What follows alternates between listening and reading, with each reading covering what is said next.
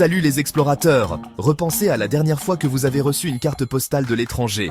Ou peut-être avez-vous commandé quelque chose en ligne depuis un autre pays. On vit dans un monde où les frontières semblent de moins en moins limitantes. Mais saviez-vous qu'il existe tout un ensemble de règles qui rendent ces interactions internationales possibles? C'est comme un code secret pour l'harmonie mondiale. Et ça s'appelle le droit international privé.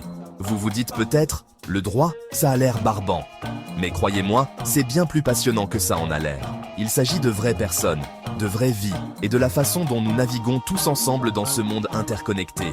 Voyez les choses comme ça. Si le monde était un immense repas partagé, le droit international privé serait le livre de recettes qui garantit que tous les plats s'accordent.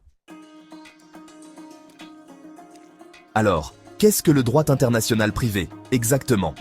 En termes simples, c'est un ensemble de règles qui aident les pays à déterminer quelles lois appliquer lorsque les choses traversent les frontières.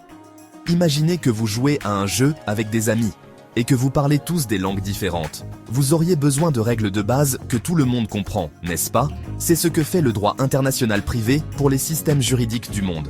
Pensez à un mariage entre une personne de Tunisie et une personne d'Italie. Les lois de quel pays déterminent si le mariage est valide?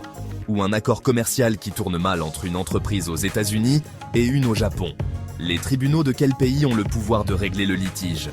Le droit international privé aide à répondre à ces questions et à bien d'autres, en veillant à ce que les choses se déroulent sans heurts dans notre village mondial.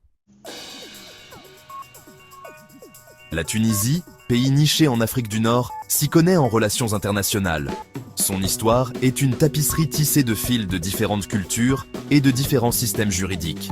Alors que la Tunisie embrasse l'interconnexion du monde moderne, son approche du droit international privé devient encore plus vitale.